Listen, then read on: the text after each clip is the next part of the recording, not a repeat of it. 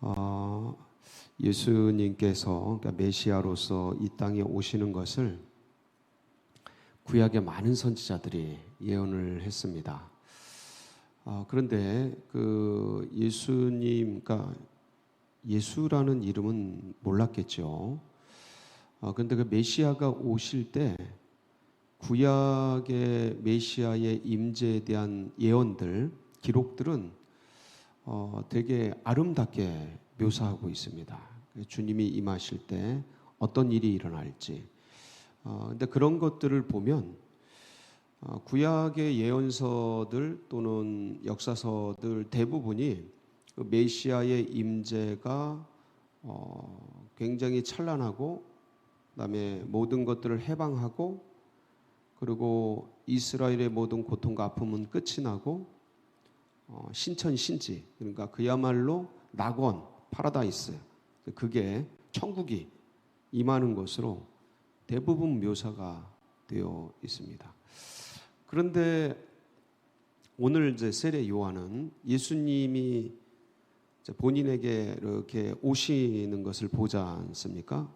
그런데 자신에게 오고 계신 그 메시아를 뭐라고 표현을 해요?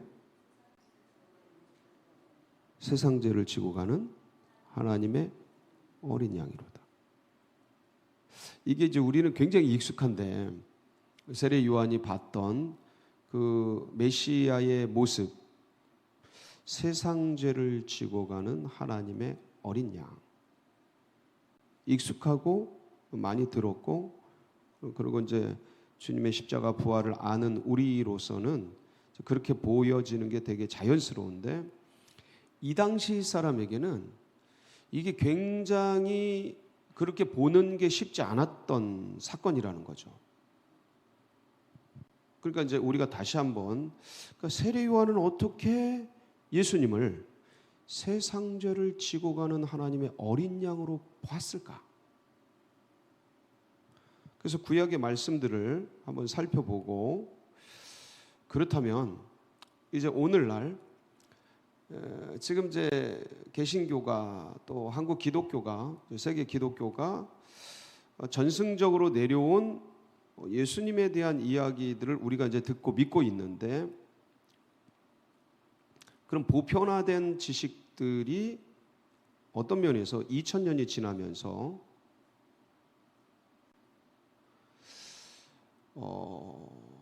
어떤 면에서 매몰된 부분들이 굉장히 많을 거다.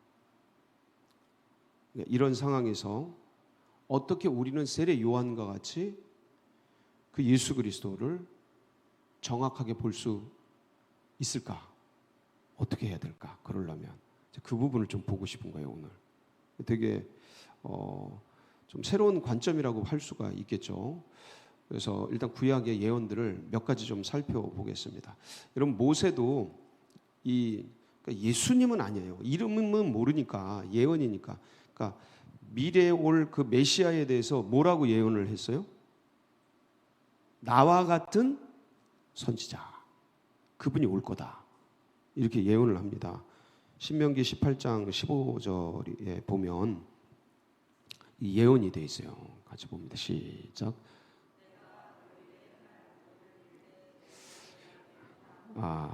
예. 그러게 말이에요. 제가 가끔 이렇게 말씀들이 이제 혼선이 될 때가 있고 그렇습니다. 그래서 한번 살펴보면 신명기 18장 15절 제가 봉독해 드리겠습니다. 내 하나님 여호와께서 너희 가운데 내 형제 중에서 너를 위하여 나와 같은 선지자 하나를 일으키시리니 너희는 그의 말을 들을지니라. 이거 누가 말씀한 거예요? 모세가 얘기한 거예요. 그래서 나와 같은 선지자 하나를 일으키실 거다. 그러니까 나와 같은 선지자. 그러니까 모세의 이 말을 예언으로 받는 후대의 후손들이죠. 후대의 백성들, 유대인들은 어떻게 생각할까요? 모세, 위대한 사람. 그래서 애굽의 모든 것들을 다 무찌르고 광야를 통과해서 가나안으로 백성들을 이끌어간 위대한 종으로 생각하면서 엄청난 퍼포먼스, 세상을 다스릴, 예? 애굽도 무찌를 그런 위대한 사람으로 그 분을 생각하겠죠. 예? 뭐 고통받고 아픔받고 뭐 이렇게 막 고난받고 그런 걸 생각하지 않겠죠. 여러분 이 말씀을 보면 우리들도 그렇게 생각할 수 있거든요. 야, 이제 모세는 위대하잖아요. 그냥 우리에게 남아 있는 인상이 뭐 고생 좀 했지만 그 뒤에 퍼포먼스가 워낙 크니까 그게 남아 있지. 40년간 뭐 종살이 뭐 양치고 그런 게 남아 있지는 않지 않습니까? 그런 걸 다 이기고 그러니까 이스라엘을 애굽으로 출애굽시킨 위대한 하나님의 종으로 기억에 인상에 남아 있지 않습니까? 그렇게 인식이 되지. 그렇지 않아요? 그 나와 같은 선지자가 야, 그분이 오시면 우리를 이 로마라는 애굽에서 끌어낸 것처럼 이 로마라는 이 고통 속에서 이끌어내서 우리를 가나안 파라다이스로 이끌어 주실 위대한 메시아로 생각하겠습니까? 안 하겠습니까? 당연히 그렇게 생각하죠. 당연히. 이뿐만 아니라 그 뒤에 수많은 선지자와 예언자들은 똑같이 예언을 해요. 모든 예언이 동일해요. 그러니까 이사야가 예언한 53장은 99% 중에 1%밖에 안 돼요. 그러면 99%를 믿겠습니까? 1%를 믿겠습니까? 99%를 믿죠. 예. 이사야서 11장. 이사야서도 그런 것들을 묘사를 해요. 11장 6절로 9절. 거기 보면 시작. 그때 어느 때예요? 그때가 뭐예요? 메시아가 오실 때. 메시아가 오실 때. 시작.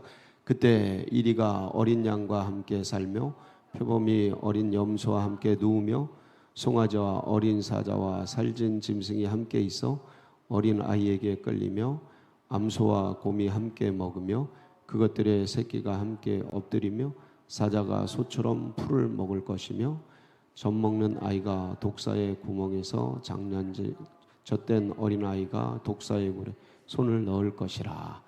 내 거룩한 산 모든 곳에서 해됨도 없고 상함도 없을 것이니 이는 물이 바다를 덮음같이 여호와를 아는 지식이 세상에 충만할 것입니다. 여러분 이거 읽으면 무슨 생각나요? 낙원 생각나죠? 낙원이 생각 안 나시는 것 같다. 낙원 생각나죠? 예, 그리고 이제 35장 이사야 35장 6절 10절 시작. 그때 저는 자는 사슴같이 뛸 것이 말 못하는 자의 혀는 노래하리니 이는 광야에서 물이 솟겠고 사막에서 시내가 흐를 것임이라.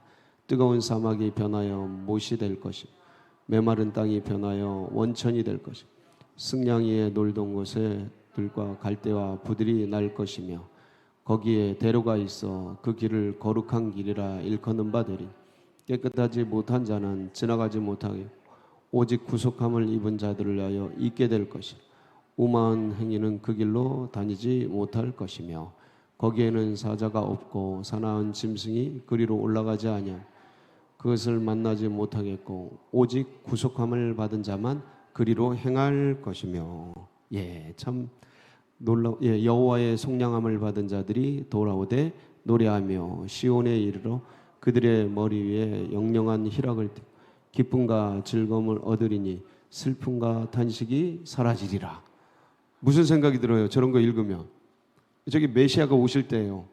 모든 게 끝나고 슬픔이 끝나고 고난이 끝나고 기쁨과 즐거움과 해방. 그렇죠? 예, 저게 이제 인상이 그냥 딱 남는 거예요. 근데 저게 선지자들이 메시아가 오실 때를 노래한 겁니다. 그래서 아모스 9장 11절 15절에 봐도 이게 이제 소선지자들도 똑같이 예언을 해요. 그날이거든요. 시작.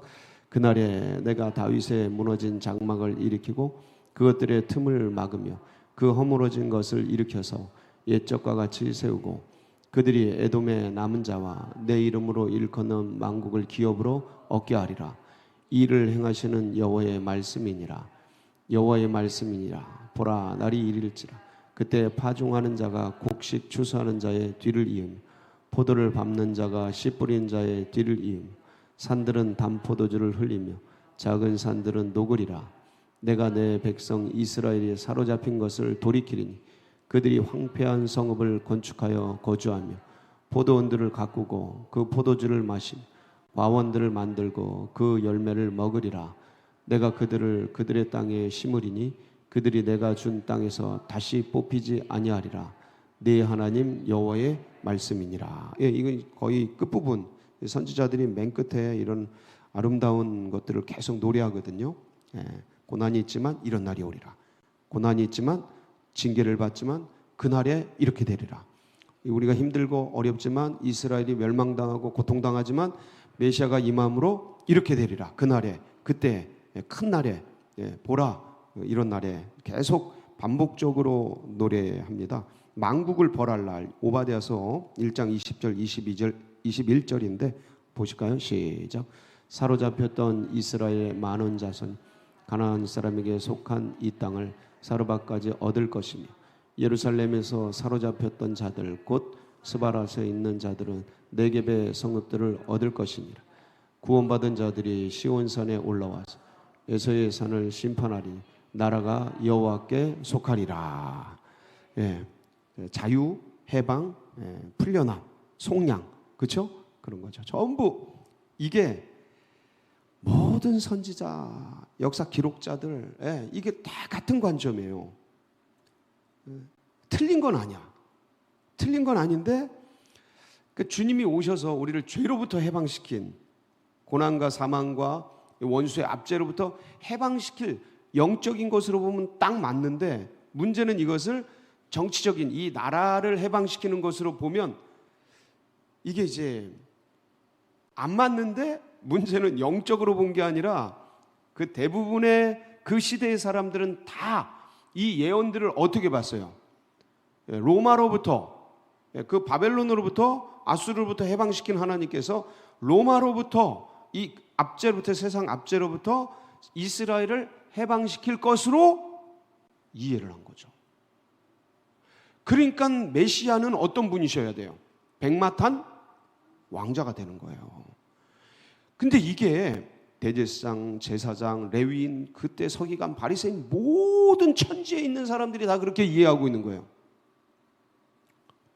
이사야서 53장에 보면 4절 8절에 보면 이 고난받는 종의 모습이 거의 그러니까 명시적으로 성경을 읽으면서 알 수 있도록 거의 유일하다시피, 유일한 건 아니에요. 곳곳에 있는데 우리 인식에 메시아가 이런 고난을 받는다고? 이렇게 돌아가신다고? 라고 인식할 수 있도록 도와주는 본문이 이거 하나예요. 99는 전부 해방, 자유, 낙원, 파라다이스, 천국 이런 거고. 한번 보실까요? 이사야서 시작. 그는 실로 우리의 질고를 지고 우리의 슬픔을 당하였거늘 우리는 생각하기를 그는 징벌을 받아 하나님께 맞으며 고난을 당한다 하였노라. 그가 찔림은 우리의 허물 때문이요 그가 상함은 우리의 죄악 때문이라. 그가 징계를 받음으로 우리는 평화를 누리고 그가 채찍에 맞음으로 우리는 나음을 받았도다. 우리는 다 양 같아서 그릇 행하여 각기 제 길로 갔거늘 여호와께서는 우리 모두의 죄악을 그에게 담당시키셨도다. 그가 곤욕을 당하여 괴로울 때에도 그의 입을 열지 아니하였으며 마치 도수장으로 끌려가는 어린 양과 털 깎는 자 앞에서 잠잠한 양같이 그의 입을 열지 아니하였도다. 그는 곤욕과 신문을 당하고 끌려갔으나 그 세대 중에 누가 생각하기를 그가 살아있는 자들의 땅에서 끊어짐은 마땅히 형벌받을 내 백성의 허물 때문이라 하였으리요. 누가 이렇게 생각하겠느냐? 생각하지 않고 그냥 죄 때문에 저렇게 죽는다 이렇게 생각할 거다라는 말씀인데, 이렇게 이제 고난받는 종의 모습 이렇게 해가지고 이거 뒤에 보면 12절쯤 가면 그 이분이 고난받는 종이 죽으셔요. 그래서 부자의 묘에 들어간다 이런 예언까지 구체적으로 해놔요. 아리마대 요셉의 묘에 들어가잖아요, 예수님이. 그러니까 그 구체적인 예언이 다 돼 있어요. 그러니까 저렇게 고난받다 뭐 한다는 거예요? 죽는다는 거예요.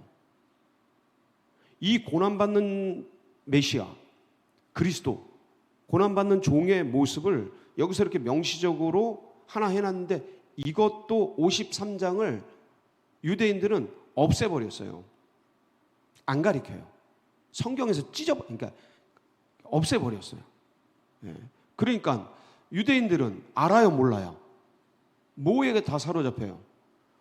환상 속에 그분이 오시면 다 끝난다. 자유다.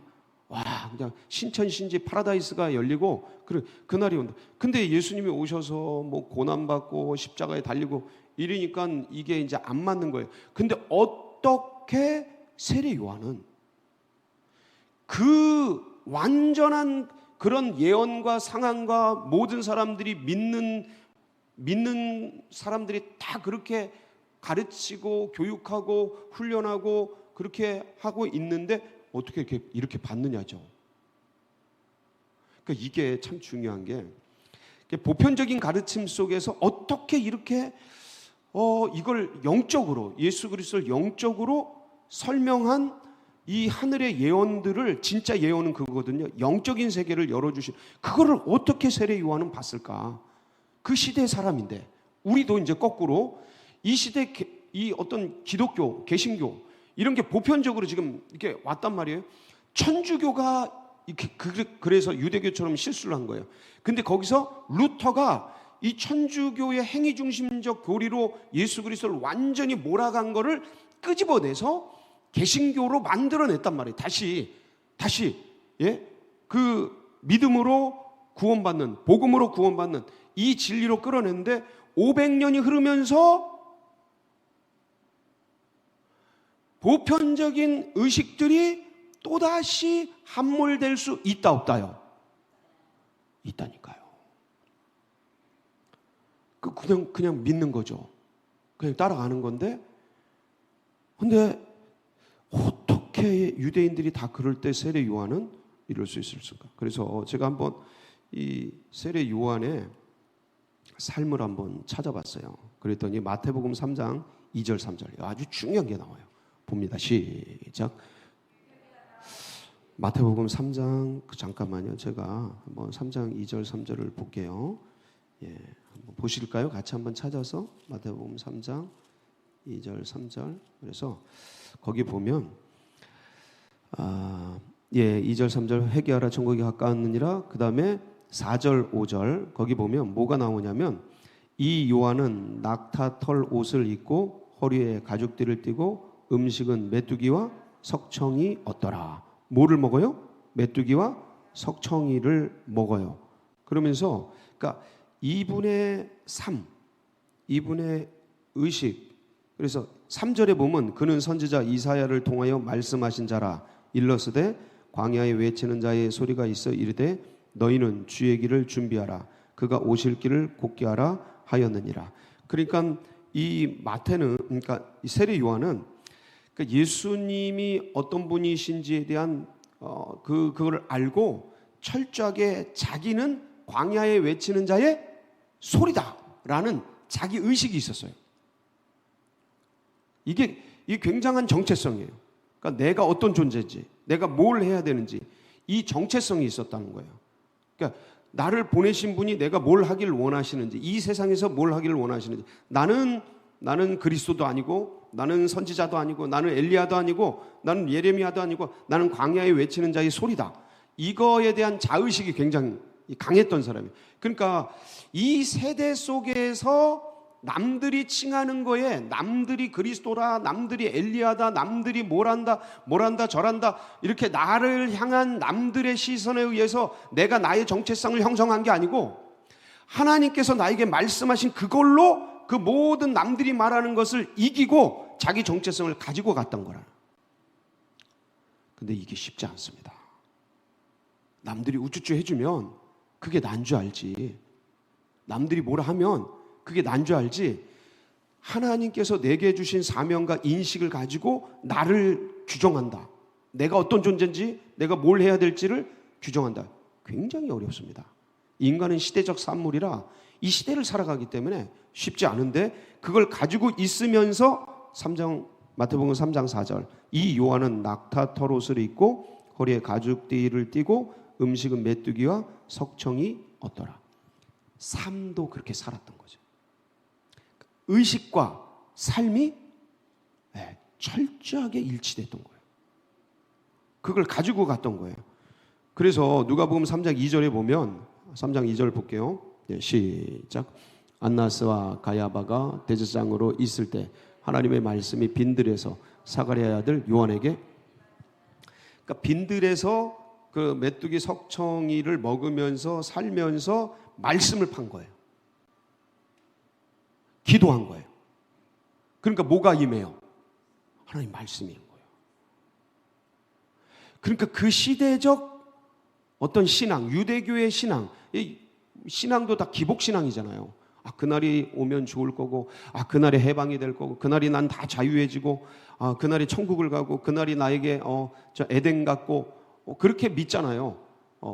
근데 거기서 고난받는 종의 모습을 명확하게 구별해낼 수 있는 힘이 나오는 거예요. 능력이 나오게 된 거죠. 누가복음 3장 15절 17절에 보면, 마지막인데 한번 보실까요? 시작. 백성들이 바라고 기다림으로 모든 사람들이 요한을 혹 그리스도신가 심중에 생각하니 요한이 모든 사람에게 대답하여 이르되 나는 물로 너희에게 세례를 베풀거니와 나보다 능력이 많으시니가 오시나니 나는 그의 신발끈을 풀기도 감당하지 못하겠노라.